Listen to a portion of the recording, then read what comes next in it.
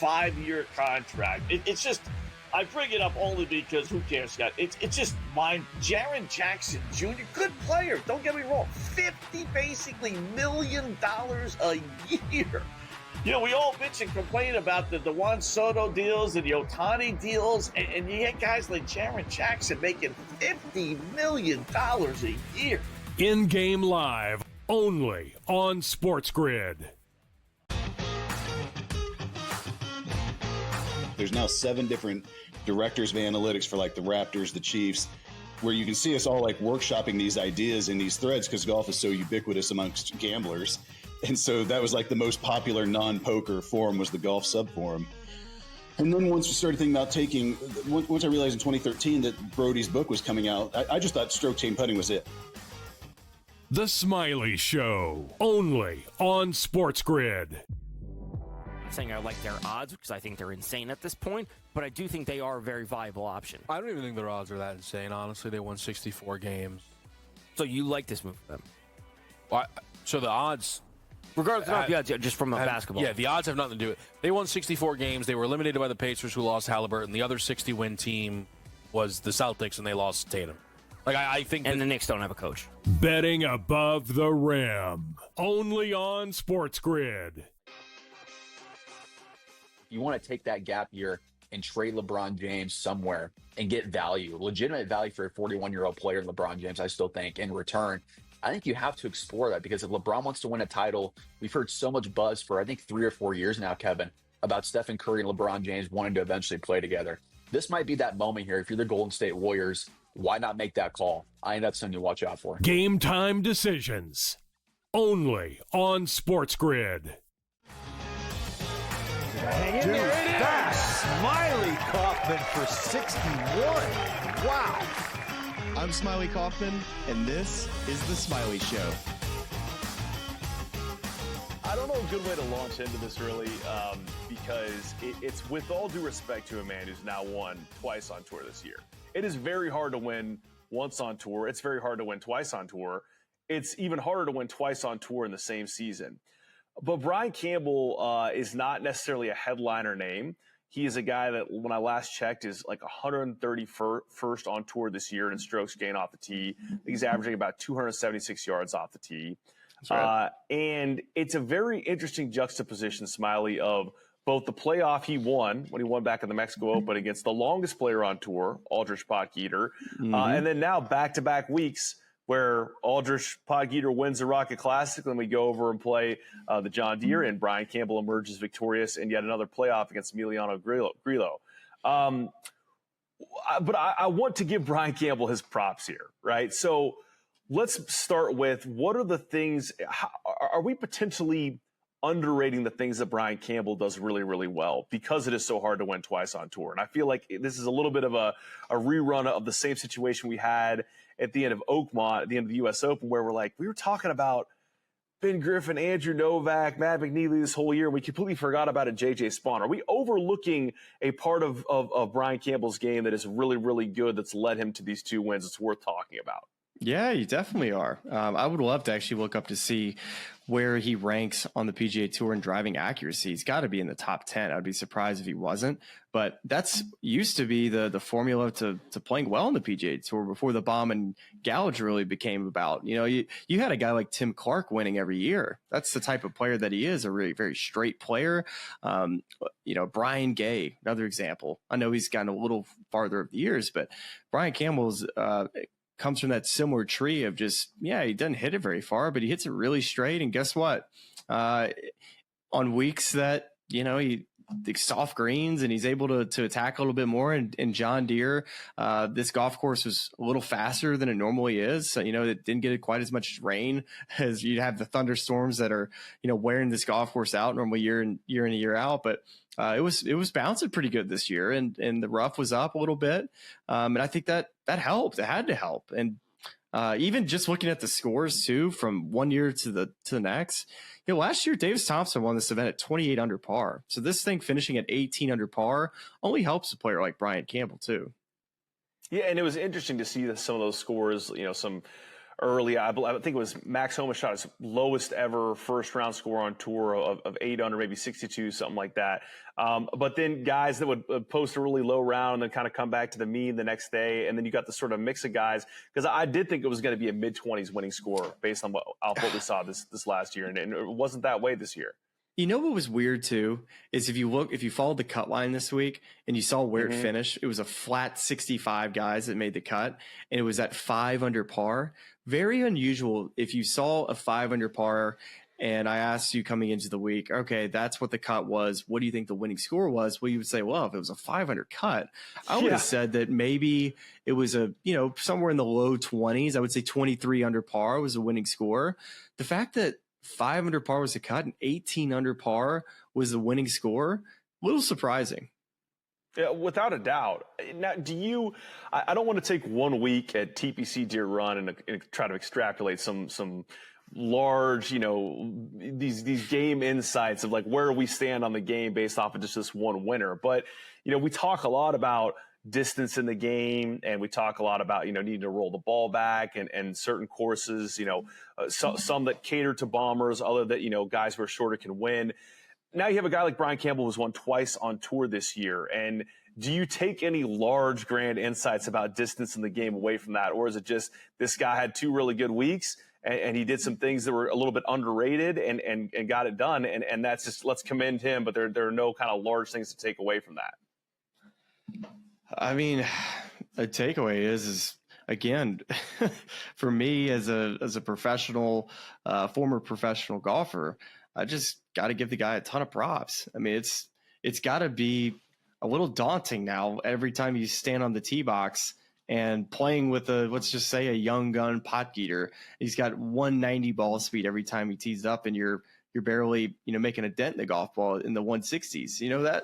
That's got to be an intimidating thing to try to make a living with the best players in the world, to try to keep a card, only 100 PGA Tour cards at the end of the year. So coming into this season, his first PGA Tour season, it would have been easy for him to overswing, to not play within himself. But I'll say this, players that get that first win and they're in this different category definitely have, it feels like you have house money. There's nothing to worry about. You have a job. So guess what? You get to go get better at things that maybe you would try to fix, where he's kind of played his own game. And remember too, like he played good in 2 majors this year. He played good in Augusta. He played good in Quail. So I think what I need to do with you is I need you to send you out and have you go watch him at the Wyndham and just say, you know what? Respect, Brian. This is really impressive because he hits a lot of fairways, a lot of greens. And I think a lot of players that we talk about often would love to have the control of the golf ball that he does. And on this show, we are consistent about the fact that we love to be proven wrong, and we will put our hand up and tell you when we have been proven wrong. We did the same with J.J. Spaun at the U.S. Open. And here it's, let's give Brian Campbell his props. And I thought even there are a couple moments today that really were distinguishing elite, winning on tour moments, regardless of who is striking the ball and how long it's going, where makes that double at 15. And then on 17 comes back, and I'm looking at ShotLink now. His drive on 17, the par 5, was 273 yards, and his second shot was 277 yards. An incredible, I think it was a 7-wood in there. I don't think it was. I don't think that was the 7-wood. There's no way you could hit 7-wood. You said in the text. I was going to say 277, yeah. So then makes birdie there and ends up posting 18 under. And then that playoff where, Grillo, even having knocked into the trees on the right, is still 20 yards ahead of him. And we're looking at his line. He's kind of got, is on the edge of a sprinkler there. And they're thinking, hey, maybe he plays one out safe 30 to 40 feet on the right. And he goes right at the pin, and Grillo, of course, gives it to him by making a bogey. But, that shot would have given him a look at a birdie. Too. Oh, it was so well done. So props to Brian Campbell, and see you at Wyndham, I guess. Do you think if the year was 2032 and the Ryder Cup was at Olympic Club, would you be thinking about Brian Campbell? Let's just fast forward a 2-time winner, Brian Campbell, and a player like him comes on your desk, and you say, well, gosh, this guy would hit every fairway at Olympic Club. I would have to take him. But at Bethpage, it's not even a starting conversation. Well, you just pair him up with a Bryson DeChambeau, and you're good money there. We're going to talk about some of this stuff later on in this episode, but here, let me forecast this one to you. Okay. I'm just going to just picture this: Brian Campbell, Tour Championship winner, FedEx playoff winner, in an East Lake finale in a year in which there's no starting strokes. This is at this point, since we're not embracing a fun format, I'm embracing just chaos, wild card situation. Can you imagine Ponte Vedra if they have Brian Campbell coming down the stretch on 18, which, by the way, that would be awesome if he did. Let's not act like I wouldn't be a fan of this, but that would be cinema. Would love it. I'm here for it. I am the Jack Nicholson departed gif, nodding my head, looking mischievous. Yes, that is what we need and want. If we're going to change the Tour Championship format, I want it to be an absurd, out of nowhere winner, and I want all the chaos and the back end debate that comes with that. So I sign me up for that. Yes, we need more things to talk about and to debate, and that would really definitely set up some nice talking points. That would do it. That would do it for me. I'll say another we missed out on a big talking point. I think it's very fair to say, Brian Campbell will probably even tell you this, that today the rooting favorite amongst the crowd and people tuning in on TV, probably Max Homa. Yeah. Probably Max Homa. And Max, it comes up short, I think 2 shots short that playoff at 16 under. I think that put him in solo 5th last time I checked the leaderboard.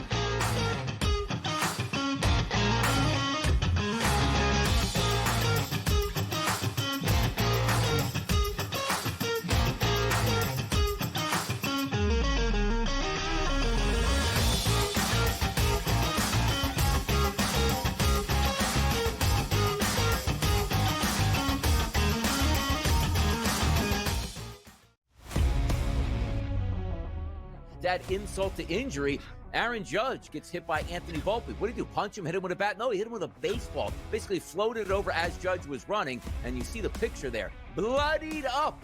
My goodness, man. What are the Yankees? They can't win games. They're losing guys to surgery, and now also the best player in baseball is getting lumped up by their shortstop. Yeah, I guess, when it rains, it pours. Pro Baseball Today, only on SportsGrid. 9 times out of 100, when you get a gift for the boys in Vegas, what happens? The dude doesn't even get out of the first inning. I feel bad for him. He gave up 7 runs, 5 earned, but 7 runs in total, 5 hits, walked 2, didn't strike out a batter, and like I said, didn't get out of the first inning, got 1 out. I don't know how they do, Joe, but I'm telling you, those lines didn't make any sense. In-game live, only on SportsGrid. Devin Booker had to run the point when Chris Paul was hurt. And we're like, Devin Booker's a point guard. Devin Booker's not a point guard. Neither is Jalen Green. So I need to know what to get rid of Bradley Beal, who cannot be on that team, who is the point guard, and then I think as a 6th man, I actually don't mind it with Jalen Green. Betting above the rim, only on SportsGrid. What is going on with the Pittsburgh Steelers? How about I answer your question with a question, Kev? Okay. What could possibly go wrong? I would say it's possible that you somehow, in bringing in Aaron Rodgers, which is supposed to be a win-now move, look around at your team and go, wait, Pickens, Minka Fitzpatrick, and TJ Watt aren't on it anymore? Game time decisions, only on SportsGrid.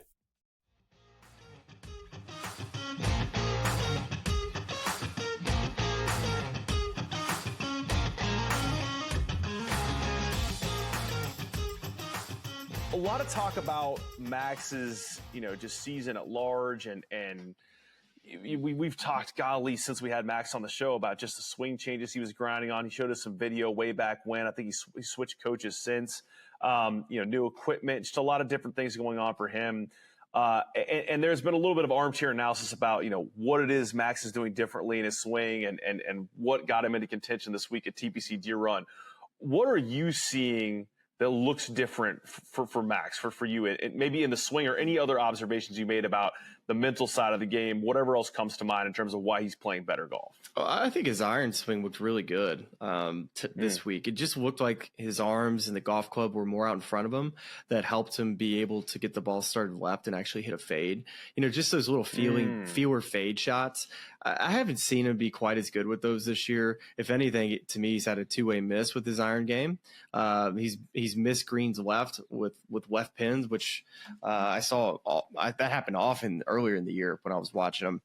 But it's not surprising, though, to me that the driver actually has been pretty good this year, which you wouldn't think would make sense. But because you have more time and the club is, if it's a little behind you a little bit, you do have more time to kind of get it squared up. But the shorter clubs, especially when you want to hit some of those feel shots, you're going to be, you're going to have some two-way misses there. So it looked like he was swinging the golf club better this week. And most certainly, yes, the crowd favorite and definitely the biggest name I felt like heading into this week, and one that I'm sure that the tour would have loved if Max won, and as well as John Deere. And I definitely was rooting for him as well, because it has been a hard year. It's surprising really to me to see that he was, outside the top 100 coming into the week. That really did surprise me, because it doesn't seem like too long ago that you and I were making cases of, well, if he played really well at this major,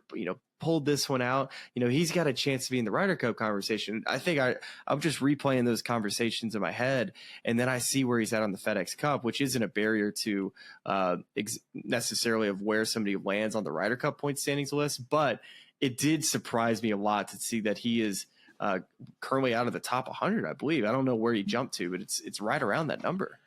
Yeah, I want to say it was 122 on a stat sheet I saw heading into the week. Finished T3 this week, so let's see. That got him to, I got it right here. He is 98th now. 98, and that's, and I believe his Farmers win was 23. Is that correct? Would that exemption expire? I believe so. I think Farmers was the last win. This would be his last PGA Tour exempt season then. And he was top 50 last year. I'm not going to get into the minutia of those categories and what sort of eligibility. If you get an extra year on a Tour Championship stuff. Dylan DeChair did a great write-up that you could go find on golf.com. Yeah, where all the exemptions. Now, the one that we were talking about, and I need to tee it up here via our friends at Ahead. We're going to do a little Ryder Cup look ahead as it pertains to both Max and a few others. Ahead is a strategic partner for enterprise clients, helping them navigate the path toward digital transformation, much like an expert caddy, reading the course ahead and providing the winning combination of technology and execution. You can learn more at ahead.com. This Ryder Cup look ahead, let's start with just if Max doesn't win today, right? So he is definitely on the outside looking in, both in points qualification, but also just in terms of probably the guys that Keegan's considering in terms of those 6 picks he's going to make. If Max had won today, in your mind, where does he move to on Keegan's picks short list? If he would have won? If he'd won the John Deere. He had to win, I think, to be in the bubble conversation. I don't think he's in any conversation right now. So he's in or around, like, I mean, are you lumping him in? Is he still a tier below, like a Ben Griffin, Andrew Novak, Maverick McNeely? Like he's further down the bubble than those guys, even if he wins today. He's got to win down the stretch, and he doesn't need to finish outside the top 5. And that would get him on the bubble, and maybe he's a partner for somebody. He's got to have luck go his way as far as just who he would be partnered with. Like, it's got to really look good on the sheet of paper in front of the captains. But I don't see a scenario that he's on the team, but I would love to be proved wrong. I just think he's too far out. I think the scenario that you can play back is Justin Thomas missing the playoffs a couple of years ago, making that Ryder Cup team in Rome. Max has a potential opportunity to be in that same situation, but maybe plays his way into the playoffs, which I think is what he has to do. If he plays his way into the playoffs, and all of a sudden now you get hot at the right time, And next thing you know, you're at the Tour Championship, and that's where it gets really, really difficult for something like Keegan, because you gotta definitely weigh the whole year versus just a hot stretch. Billy Horschel is a good example of that, but Max has been solid. He's been probably one of the best U.S. players over the last couple of years. Not playing, not qualified for the Open Championship, and not playing the Scottish Open either. So the next crack at it he gets, I guess, is 3M, and then he's not playing Scottish. I'm looking at the field list right now, unless there's some sort of typo. I'm looking at it jumps from the Højgaard brothers to Rikuya Hoshino. And it looks like an alphabetical list to me, Smylie. So not in that field list from the PGA Tour. It does. It really does, because I think that there are from there. You can hop on the flight literally from John Deere and. Which, by the way, I saw another headline on that. It's the first time in Tour history that it's a full flight from John Deere over to the Scottish, full charter flight. So, well, I know that connects to a whole other thing. Is like, I think what they were meaning by that sort of news item was just that, and we can unpack this as when we talk about the Tour changes, Tour Championship stuff, but just that these fields, these midsummer fields, are getting stronger as more and more guys who are now on the 100 bubble to the 125 bubble. It was a better field, yeah. Are needing to play. So it's interesting how it all folds in together. I mean, Max at 98 now, needs to do a lot, but essentially what you're saying there is that he's got 2 starts, right? I mean, if he plays 3M and Wyndham, those are his last 2 cracks to get top 70. Let's just use an example this week. He finishes T3 with Kevin Roy, moves up 24 spots. That would get him to. Let's see. Here's a little bit of math here for you. That get him to 74. He's still on the outside looking in, and then he needs another good week just to crack it in there. I mean, playoffs are a long shot right now. Yeah, and I wonder how. I don't know when this commit list. You know more about the inner workings of the tour, about when he has to kind of say yes or no to the Scottish Open. Friday 5, I think is the deal.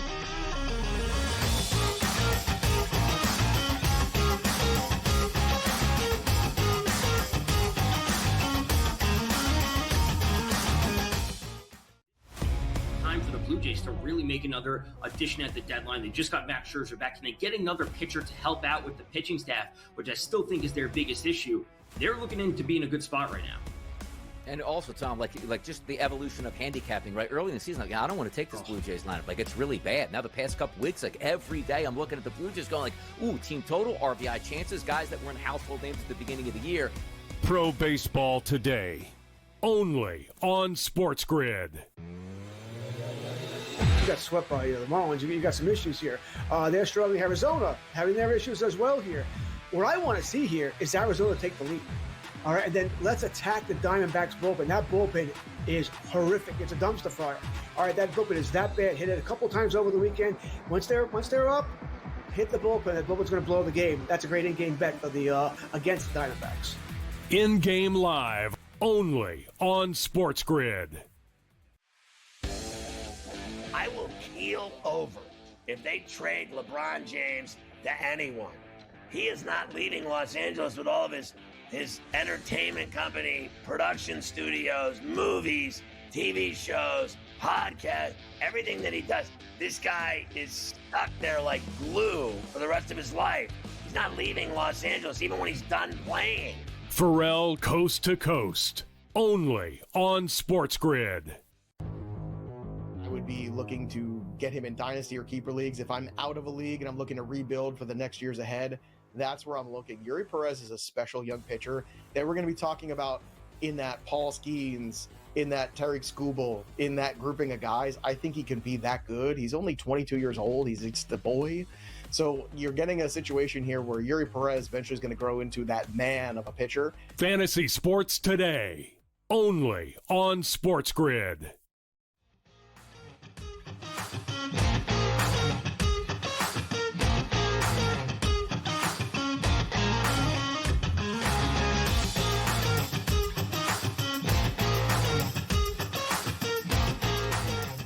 I mean, I wonder how he feels after he goes out and he shoots a great first round and hopefully expects that to continue throughout the week, at John Deere into the weekend. Do you feel like now you're going to take 2 weeks off and you're kind of losing the hot hand you had? Or do you think it's like a pre-made decision on it? Dude, the Scottish Open gives spots to the Open Championship too. Typically, they do. So, like, there's another opportunity to get into that field. So it's just very, very surprising. So that maybe we can get an answer on that for the next episode. But that's definitely very surprising. And then didn't really like tie the bow on exactly what happened with Max today, because if you watched him, it was very close, because when he got started, we're like, sound the alarms, the buzzers. He's 3 under through 4 holes, and you're like, he's gonna win this golf tournament. But playing this golf course, he missed the fairway 5. It's like one of the key fairways you got to hit. Makes an easy bogey there. Catches a flyer at 9, and really he 3-putts the 15th hole, and then 16, 17, 18. He makes that nice putt at 16, but misses 3 putts inside of 10 feet over the last 4 holes and loses the tournament by 2 shots. And then you throw in just like a wedge shot. Or, he kind of he missed the fairway kind of at the 10th hole on a layup on the par 5. So there were just things that were, it was so close. Like you feel like he could have done it today. And it was such a good opportunity. Of course, Max was the guy that everybody looked at on that leaderboard as the guy that probably you'd be the most scared of. Today, kind of to those points, 52nd in the field in strokes gained putting, 53rd in strokes gained around the green. Brian Campbell, I just love this. 62nd strokes gained off the tee for the week, but 6th in strokes gained putting, 10th around the green, and 8th in approach, and that's how you win a tournament, ladies and gentlemen. Hold on. Did you see that Brian Campbell after his round? So he was, I believe, the 2nd or 3rd to last group, and he goes in and just sits and watches the coverage, doesn't go hit golf balls. Not hit golf balls. And Amanda asked him after the round or after the playoff, and they're like, yeah, I just want to rest. And all I was thinking, I was like, even if he went and did, like, let's say you did go and hit golf balls and say lose, how much more ball speed is he actually getting out of this thing? Like, is he going from like 164 to 165 just by warming up? I think the ball he's gonna have a little bit of adrenaline. He's gonna have a 7-iron in, so he's fine. Let him eat some cheesecake. That's right. Well, you just said, and this is a plight that all of us playing summer golf can relate to in hot areas. Like, dude, I was hot. I was tired. I wanted to get something to eat, drink some water, drink some Gatorade. 6 stars. Last thing I wanted to go do is hit more balls or like work on a putting drill. I was all the way with him there. Show and go for the playoff, and hits the fairway, and then hits a great little iron shot in there, and he is a two-time tour winner now. So kudos to him. Did you see briefly on Max before we wrap there his thing on Twitter earlier in the week? No. Well, say it. We're talking about how everybody's trolls on Twitter, basically. Yeah. Is that about effectively. Right? Yeah. He called it an awful place, which I tend to agree with it. I think that, I know you're a Twitter guy. I had to delete social media for 3 years as a player. It was just, it was nasty. Yeah, it was awful. I understand that. A lot of other people wouldn't get that because his whole bit was making fun of people, but also it was a bit because everybody wanted to be made fun of. Let's not act like he just chose one person, and maybe he did, but it became his thing, which is, it's not like he was just sorting out people like, oh, I can't wait to bury this guy's swing. Yeah. I just think the mechanics of it, not that anyone cares what I think necessarily, but like X has just become, I far more enjoy the places where we get to kind of put out fuller context, video dissertations where you get more context added versus a place where everyone's trying just to dump on each other. I got some nice feedback on some of our recent shows in the old DMs box. So that was like, this is why I don't use X. So thanks so much for that. You know who you are. I'll wrap on the Ryder Cup piece by just flipping to some really cool, some heartwarming news as the 5th assistant captain for Bethpage Black's been named, and it is Gary Woodland, who is, it said, it felt like a typo to me or a misprint, but I guess just maybe the timing of some of the when he was playing well. But it said first Ryder Cup appearance, Gary Woodland never played on a Ryder Cup team. Do I have that correct? He just made the President's Cup at Quail Hollow, I believe, is the one that he made. That was the Pebble Beach year. Yeah, the 2019 U.S. Open win. Yeah, maybe it's just a timing thing, but that was a little bit surprising that he never actually played on a team. Well, 2019, would that have been Australia? That actually sounds more right. That's right. Wasn't that the one that Tiger captain? Yeah. So now, and I think the interesting part about that is, and I have the captains here somewhere in a link. I'm working with one screen tonight, so I'm really, Sneds, Furyk, Kisner, Gary Woodland, and Webb Jim Simpson. Furyk, Webb Simpson. Webb All right. Simpson. So, and let's just talk about that group now.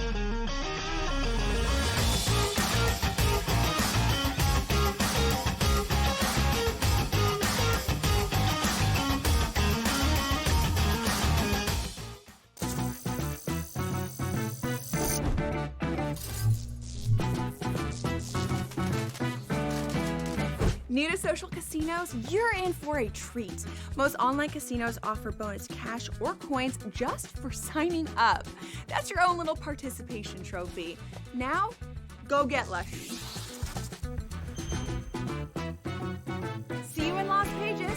Let's get lucky. One that really sticks out to me the most, George, and he's having a fantastic season, is James Wood of the Washington Nationals. I mean, yes, Cal Raleigh's fantastic. Don't get me wrong. He's like a candidate for MVP of the American League.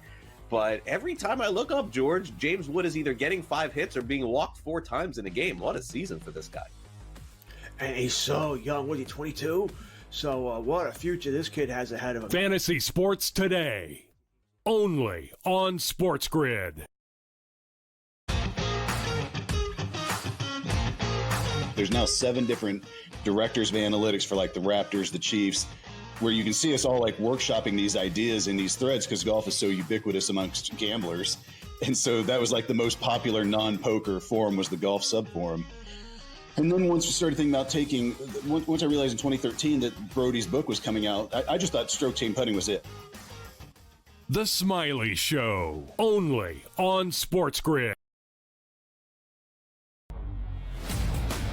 You don't want a big that's camped out under the basket and clogging the lane. He provides a lot of really good defense, a lot of three-point shooting, and again, younger than Brook Lopez. It is a good match. I just don't think it moves the needle. But as we talked about to open the show, when Giannis Antetokounmpo was saying, we're not just going to sit here this year and say, oh, Dame's down, let's just take a pause year because I'd rather go try to chase a championship. So at least they're being honest and saying, we're going to make this team better. The Early Line, only on SportsGrid.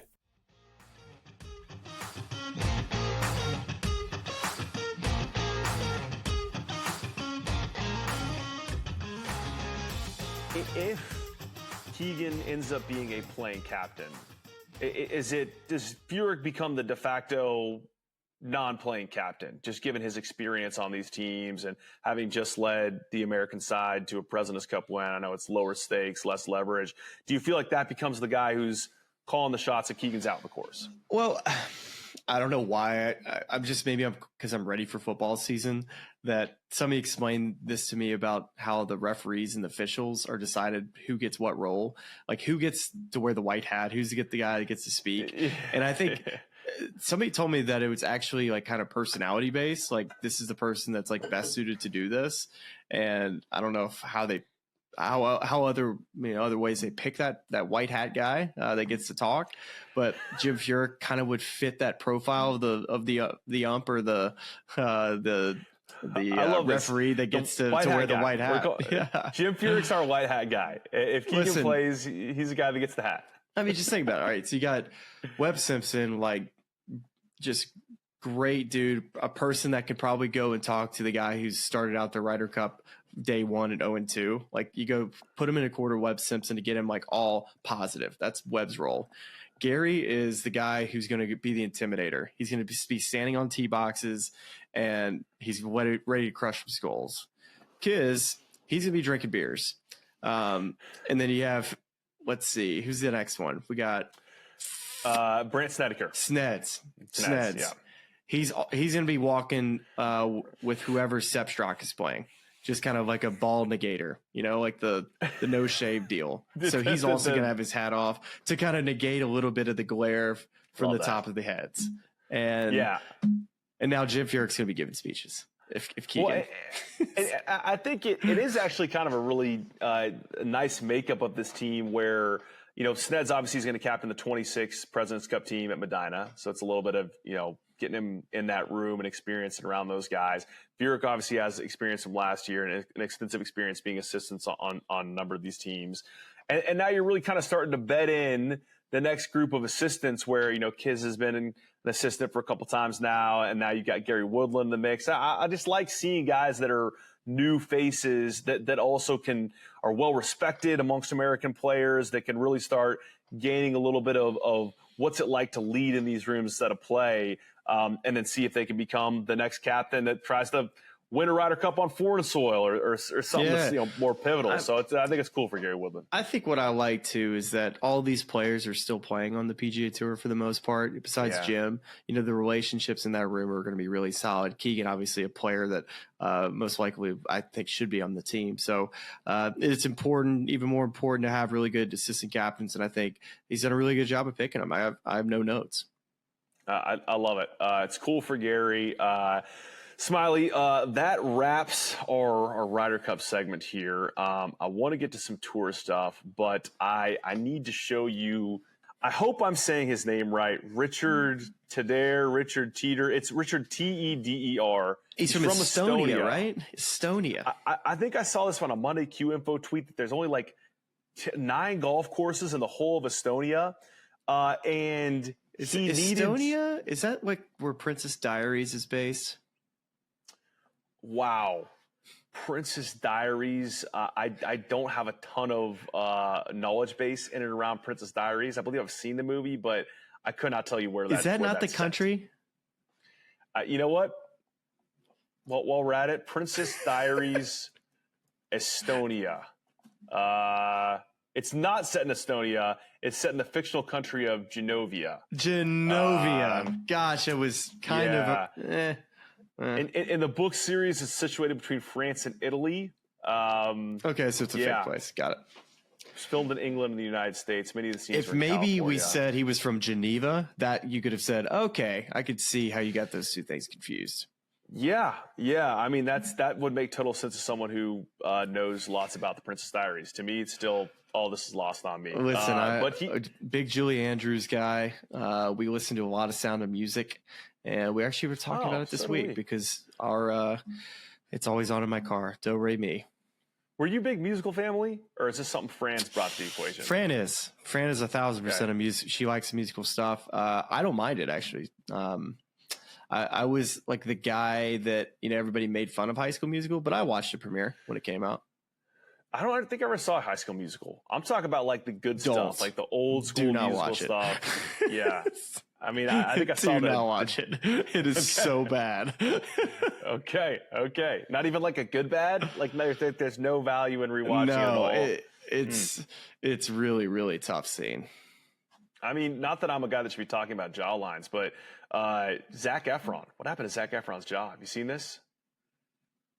Bonk? Seen Zac Efron's jaw? No. I'm just saying it's like it's his facial complexion has changed. The Zac Efron we knew and loved from is he like Jonah Hill? Musical. You just tell me like Jonah Hill? No. Like it's like a steely. Like I think it's actually a surgically. I think he broke his jaw. I don't know how we got here. We're talking about Zac Efron's jaw. This is my own doing. It's my own fault. Genovia. So we hold out, huh? Let's play the tape. Here we go. Richard. Where is this at? Estonia or Genovia. This is I think it's West Lancashire. Oh, come on. First Estonian to ever play in the Open Championship, and that's how he gets in. I mean, you're kidding me? That is so sick. Dude, when you go to the Walker Cup later this fall, that's the coolest thing about watching that event. I see the Cypress Point hat is that all the crowds just get to walk behind everybody, and that's the coolest thing about this clip is that the crowd is, it's just the town crowd watching their golf course and the guy, having a dream come true. Walker Cup was at Seminole, however many years ago that was, 21, I think it was that like 2,000 people, no ropes, like you could get as close to everyone as you wanted to be. It's so cool. Agreed. And like, they got the whole village out here trying to see if this Estonian dude's going to get it done. And he's in the Open, so that is a very cool story. Congrats to Richard. We're going to be pulling for him. We get to watch him here in a couple weeks. Smylie, top hole out you've ever had in your career or hole out you've ever witnessed in your career? Shoot.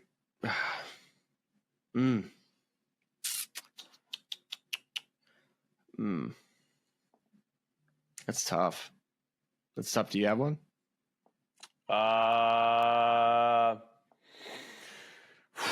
That's a great question. I'm just thinking about like Scotty shots I've seen in my lifetime. Yeah, you know what? I'm gonna take give a shout out to my boy Gil Frazier here, who won a skin in the Hope Valley practice round at member guest last year, and then proceeded to shoot like 52 the next 3 or 6 rounds to just completely DFL us in the member guest. So, Gil, that skill on 13, skin was it was big. We needed that one in a big way. So shout out to you, Gil. So hole out, man. Nothing really comes to mind. I haven't had too many dramatic hole outs for myself. I've had some hole in ones, but that's a completely different category than a hole out, in my opinion. I feel like I've seen Scotty hole out some shots that are pretty cool, but nothing coming to mind. Like, what's the most dramatic hole outs that we've seen over like the last decade of golf that we've witnessed? I mean, help me come up with some. I'm just thinking of some like pitch-ins that have happened over the years. Like I think of JT's hole out on the 18th hole to get into a playoff. He eventually lost, so that kind of derails it. But still, that was a crazy hole out on the last hole.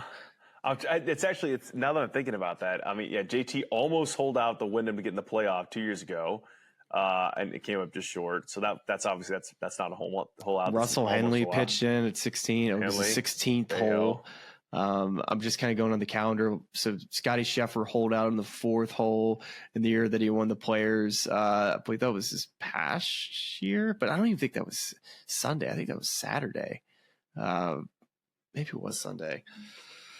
What are some other ones today?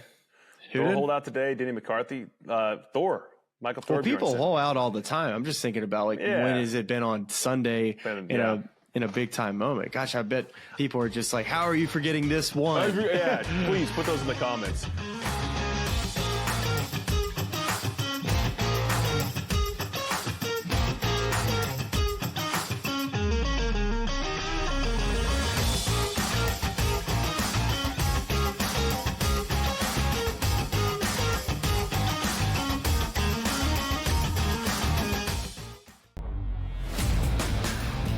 I say, you crank that Soldier Boy, right? You Darvish back on the mound. Haven't seen this guy in a minute right now. Yeah, man, crank it, man. Get it going up. Hit the high. Yeah, let's go. Crank that Soldier Boy up here.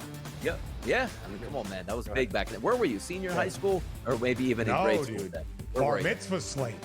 In the bar mitzvah slate each and every weekend. The young Benny Steve was out there hitting it. The Early Line, only on SportsGrid. I mean, Houston beat the snot out of the Dodgers, 18-1. And this is what happens here. Oral Hershiser doing the game for the Dodgers brings up the cheating scandal, going, they must know the science because they're hitting curveballs that they know it's coming. It's like, oh boy, does he really want to go down that rabbit hole again here? I think this is one of those nights where they got destroyed. Yeah, hey, it happens in baseball here. But just found that an interesting comment by Oral Hershiser. Start bringing up the cheating scandal again. Fantasy Sports Today, only on SportsGrid. 5-year contract. It's just, I bring it up only because who cares, Scott? It's just mine. Jaron Jackson Jr., good player. Don't get me wrong. $50 million a year. You know, we all bitch and complain about the Juan Soto deals and the Ohtani deals, and you get guys like Jaron Jackson making $50 million a year. In-game live, only on SportsGrid. Tony Gwynn had 107 career at-bats against Greg Maddux. Never struck out once. Oh, that's nuts. In 107 times. 107.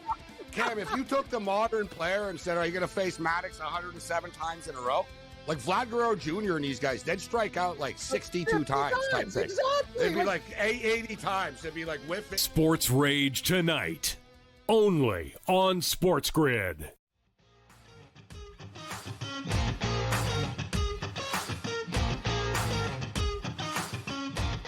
Now I'm just thinking about hole outs. Like, what am I missing? Like, Rory hasn't had like a crazy hole. I mean, that the hole out that him and Colin Morikawa had at 18 were pretty cool. That was sick. That bunker. Yeah, but it wasn't to win. So much, like those are like really cool hole outs. I'm just thinking about players now. Like this is Xander. Tiger's most iconic hole out, 16 at 16 at Augusta Masters. Yeah. That's probably the most memorable one, we'd say. Jackson right? just said Scotty's hole out from jail, but actually that was the day before. Jackson, that was the first day. It was the first hole of the PGA Championship that he holed out on the first hole. The next morning is when he got thrown in jail. Yeah, and then walked out to many men, which is many people. That's definitely a hole out though that comes to mind. Well, we should put some in the comments. We're struggling right now. Put some in the comments. Thank you in advance for your help. I'm sure we're forgetting so many of these. This was not like our debate over best drives, best drivable. Like the Colin Morikawa, JD Spawn conversation. We know we're missing good hole outs, so send those to us. Smylie, here's the last place to end. We teased it a little bit earlier in the show. The $100 million FedEx Cup payouts changing significantly. I'm quoting from an article that Sean Zach wrote for golf.com, summarizing it. So just main points, total bonus pool remains at $100 million. No one's getting paid any less. It's just they're paying it out at different times. So a total of the headline in this article here, regular season matters the most. A total of $20 million will be split among the top 10 players in the FedEx Cup at the conclusion of the regular season, which I guess is like almost layering on a bonus to the Comcast Business Tour for all intents and purposes. There are payouts for positioning after each of the playoff events. So like there's an additional $23 million that gets paid out after the BMW Championship based on standings there.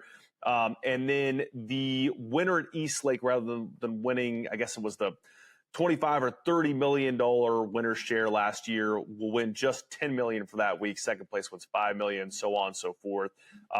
It's essentially a $40 million purse for the Tour Championship now. So face value, do we like this change? What do you think about this change? Well, it's kind of what we expected to happen. I'm surprised it took a while for it to be rolled out. You would have thought this whole thing would have been rolled out when the Tour Championship was announced in the new format. So it definitely explains a lot, because it definitely maybe keeps a player like Scotty Scheffler or Rory McIlroy, or name another top 4 or 5 player on the FedEx Cup points to maybe want to play Memphis and BMW. They still might be able to get away with it with how far ahead they are, but got to remember, points are like quadrupled at the playoffs, so things definitely can get a little dicey when it comes to those top spots and how much money is on the line. Not to say these guys haven't made $1 jillion this year, but it is another factor for these guys to play. Rory's been rumored to not want to play Memphis this year. Mm-hmm. Golf course that he doesn't necessarily like. It's hot.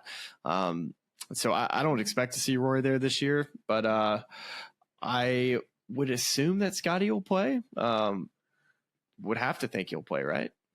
You'd assume. I mean, I think this is to some degree a spinoff of some of the ideas that we've talked about on the show. I mean, I think the first and foremost thing we've talked about is separating the regular season from the playoffs, and there's a whole season worth of consistency that should be rewarded. Currently, prior to this was rewarded heavily by the Comcast Business Tour, but we really didn't talk too much about that or make as big of a deal about that as maybe we should have. And now you're layering on that additional $20 million or whatever it is for playing well in the regular season, which I think is correct. It's like that's the thing.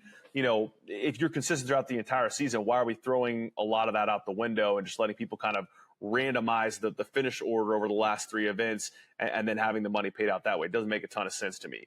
I think that, to your point on Rory skipping Memphis, that the way this seems to be paid out, I mean, the reason why he can afford to skip Memphis is because he's not going to move much, if at all, going from the first event to the second event. If he was like on a certain, you wouldn't think so, right? So the difference in what you're getting paid at each stage will not be materially, different. And so you can afford to skip that event still. And then it's in a lot of ways lessening the importance of the Tour Championship, because now we're doing away with starting strokes, and it's just a normal event that just happens to be paying out $10 million to the winner. The other idea was that the ending of the PGA Tour season was supposed to entice more of that 8 to 12 guys on the FedEx Cup list to want to play in Wyndham, but you've seen players that have really not even cared. But I was talking to Sahith Theegala on the putting green last year, who was a player that eventually ended up in that top 10. He was monitoring it very closely. So there are players that definitely take note of that ending of the regular season, 20 million. I just think that what it boils down to for me, and this is just my opinion, I mean, I think a lot of people would probably disagree, is that it's always felt contrived in a way, like this tour championship, this playoffs format. We have the major tent posts of professional golf on a year-to-year basis. We have the 4 majors. Those are steeped in history. That's what people care about. We've had the history of the Ryder Cup, for years and years and years. Like, these are forever going to be the events that people care about, that people watch the most, the support. It's hard to just spring up this thing from thin air and then make the format weird and changing, from year to year, and say you're supposed to care about this the most as like our season finale. I just don't think people really do care about it like that. James Colgan said it well when he came on the show, of like, in what other league do you get to the playoffs and the TV ratings start declining? Like, it's the complete opposite.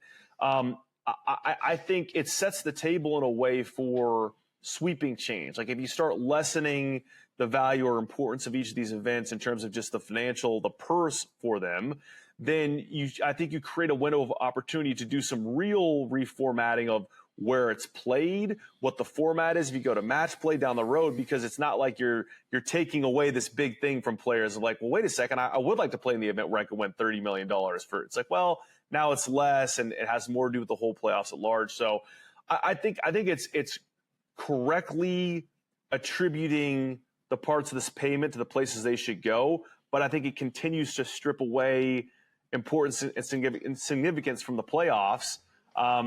And I think that's just kind of the state of where we are with this thing. It's like all these different formats didn't really work, and now we're back to one that's just, it's like vanilla ice cream. It's just, okay, we're playing another tournament and you're getting paid more money.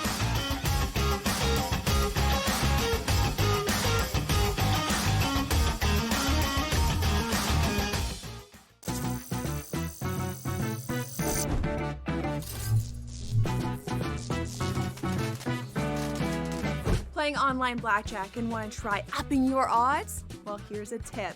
Cheat cards tell you statistics for whether you hit or stand on every move. If you're into stats, this could be your ticket to winning. And it is totally legal. Now, go get lucky. See you in Las Vegas. Let's get lucky. The 2 guys that can do it all. Too much electricity this morning. This is a good time. We're having a lot of fun. I had to do a triple take. Ka-ching! Why? Because of parity. I didn't mean to offend. Yeah, it's not going to happen. Load management is a dirty word. Let him rip. You know what?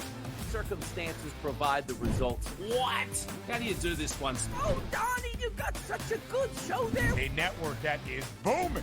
The Early Line, only on SportsGrid. The game is on. The stakes are high. But the action isn't just on the field. He's rearranging that ring. Get it inside! SportsGrid's in-game live. Your ultimate second screen experience. A little flyer, couple of 15.5-point live line. Every prop, every play, every day. Anything can happen. That's complete chaos. It's smarter to be on SportsGrid.